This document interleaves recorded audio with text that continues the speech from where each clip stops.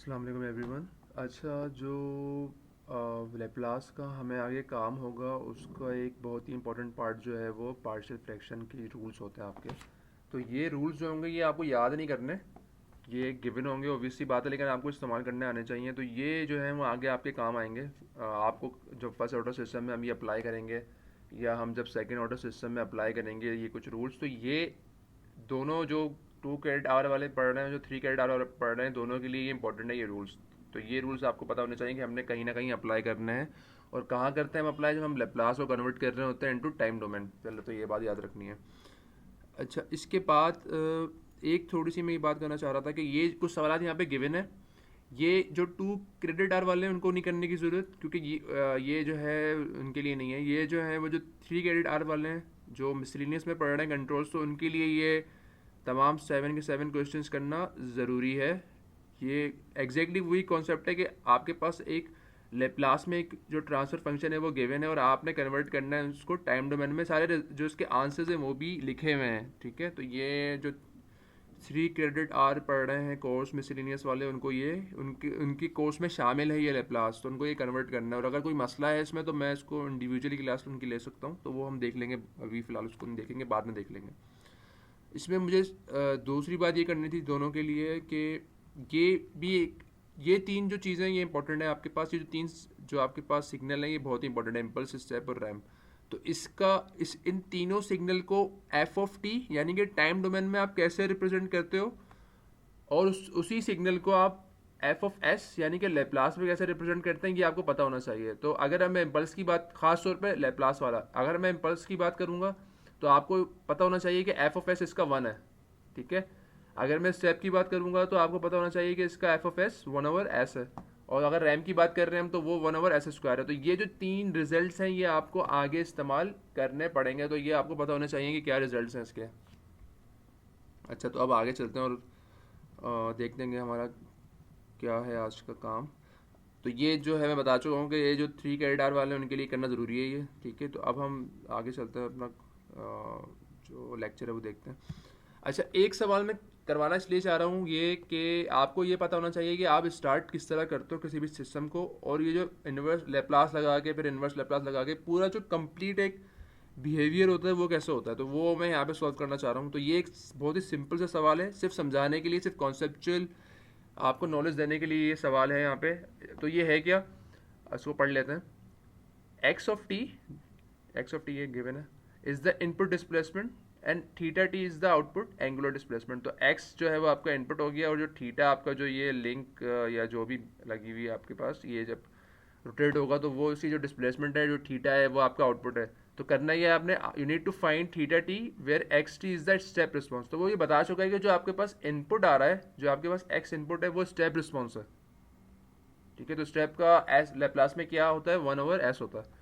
Assume system components S massless. अच्छा, उसने फिर यहाँ पे एक बात की है कि सिस्टम के जो कंपोनेंट्स हैं वो मासलेस है। तो इसका मतलब ये जो आपके पास लिंक है इसका कोई मास नहीं है, इसका मास नेग्लिजिबल है, आप उसको निगलेक्ट कर सकते हैं।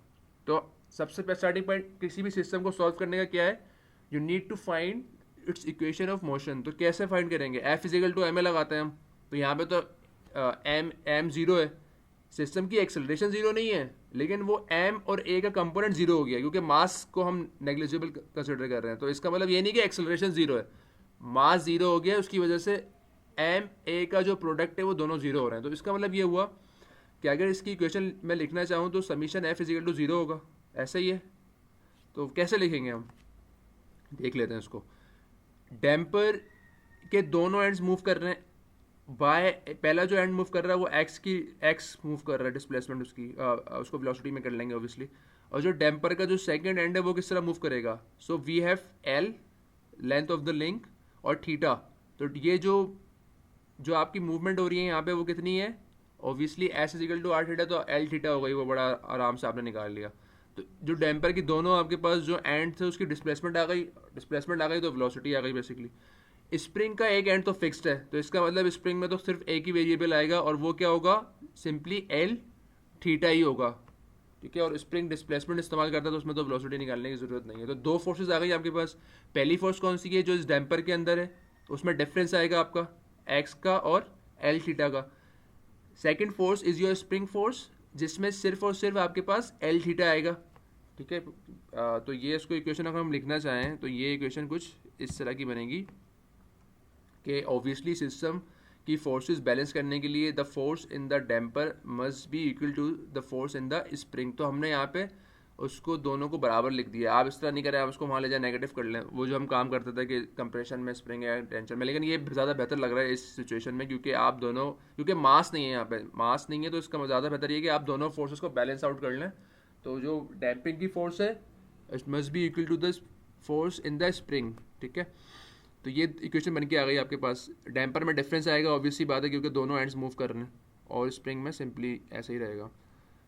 अच्छा, अब सेकंड स्टेप ये है कि आप इसको थोड़ा सा सिंप्लीफाई कर लेंगे, थीटा को अलग ले जाएंगे, थीटा डॉट वगैरह की टर्म्स जो है वो आपने लेफ्ट पे लिख ली, एक्स की टर्म जो है वो आप राइट पे ले जाएंगे, और इस तरह से इसको कर लेंगे। सेकंड तो ये आपने इस तरह कर लिया। सेकंड स्टेप, अब हमने इसको कन्वर्ट करना है इनटू लेप्लास।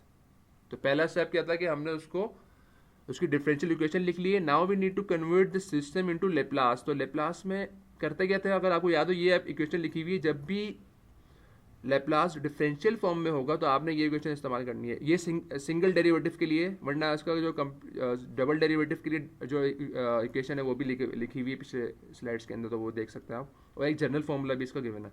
तो हमने ये इस फॉर्मूले को इस्तेमाल करते हुए, क्योंकि थीटा डॉट का मतलब क्या है, फर्स्ट डेरिवेटिव है, एक्स डॉट का मतलब फर्स्ट डेरिवेटिव, तो इसको हमने कन्वर्ट करना है, तो इस इक्वेशन से करना है। तो अगर मैं इसको कन्वर्ट करना, अच्छा अब ने एक और बात लिखनी है, यूजिंग जीरो इनिशियल कंडीशन। तो अगर आपको यहाँ पे इनिशियल कंडीशन सवाल में कुछ गिवन नहीं है तो आप अपने आसानी करेंगे। आप क्या आसानी करेंगे, आप उसको जीरो इनिशियल कंडीशन तस्वुर करेंगे। उसका मतलब क्या है, उसका मतलब ये है कि एट टाइम ज़ीरो तमाम फंक्शन ज़ीरो हैं, सही है। तो यहाँ पे जो सिस्टम गिवन है, इसका मतलब अगर इसमें कन्वर्ट करूँगा मैं जीरो इनिशियल कंडीशन कंसिडर करके, तो इसका मतलब ये हुआ कि एफ ऑफ ज़ीरो जो है, स्मॉल एफ का मतलब क्या है, time domain signal, capital F का मतलब है कि एस में लैप्लास में बात कर रहे हैं। तो ये जो एफ ऑफ जीरो का मतलब ये है कि जो टाइम डोमेन सिग्नल है वो एट टाइम जीरो, क्योंकि इनिशियल कंडीशन जीरो है तो ये जीरो हो गया, तो ये तो आएगा ही नहीं। हाँ, अगर इनिशियल कंडीशन जीरो नहीं होती, ये गिवन होता कि आप एट टाइम जीरो क्या फंक्शन की वैल्यू है, तो फिर यहाँ आपको वो वैल्यू लिखनी पड़ती। लेकिन यहाँ पे क्योंकि हमारी इनिशियल कंडीशन जीरो हमने अज्यूम कर ली, और आपने हमेशा यही अज्यूम करनी है, अगर गिवन सवाल में गिवन नहीं हो तो आपने यही अज्यूम करना है। तो हमारा जो कन्वर्जन मिलेगा कैसे बनेगा, L is just the constant, वो तो लेंथ, थीटा डॉट कन्वर्ट किस में हो जाएगी, वो उसमें एस आएगा एक, क्योंकि यहाँ पे एस हमने लिखना है, और एफ ऑफ एस मतलब एस आएगा, और theta as a function of S आ जाएगा। तो ये तो यहाँ पे आ जाएगा, बन जाएगा। तो यहाँ पे क्या हुआ, एल तो वैसे ही आ गया, theta dot will convert into S theta into S by using this formula, और F of zero is zero, तो वो कुछ भी नहीं आएगा यहाँ पे।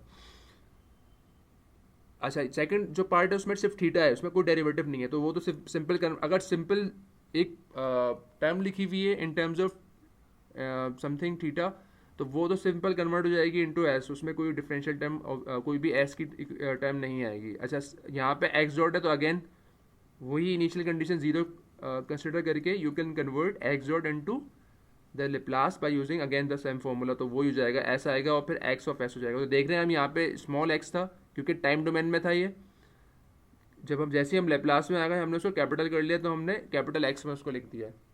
अच्छा, अब यहाँ पे you can find the transfer function, क्योंकि एक्स ऑफ एस अलग कर चुके हैं आप, थीटा ऑफ एस यहाँ से कॉमन ले लेंगे, और थीटा ऑफ एस आप ऊपर लिख लेंगे और एक्स ऑफ एस आप नीचे लिख लेंगे, तो ये आपका ट्रांसफर फंक्शन बन जाएगा। तो आपने कॉमन लिया, और ये जो इस इक्वेशन बन के आ गई है आपके पास, ये this is the transfer function in Laplace, obviously Laplace में ही होता है, ऑफ दिस सिस्टम। तो अब आधा पार्ट हमारा सवाल का ख़त्म हो गया कि हमने कन्वर्ट कर दिया अपना टाइम डोमेन, जो आपके पास जो डिफरेंशियल इक्वेशन थी उसको कन्वर्ट कर दिया इनटू लेप्लास। अब आपके पास थर्ड स्टेप है। थर्ड स्टेप में अब आपने कन्वर्ट करना है इसको इनटू, अगेन आपने इन्वर्स लेप्लास लगाना है, उसको टाइम डोमेन सिग्नल में कन्वर्ट करना है। तो उसके लिए फॉर्मूले हमारे पास गिवन होता है, जहाँ जहाँ फॉर्मूले लग सकते हैं आपने फॉर्मूले लगाना है, ठीक है। तो यहाँ पे फॉर्मूला बड़ा आराम से लग सकता है।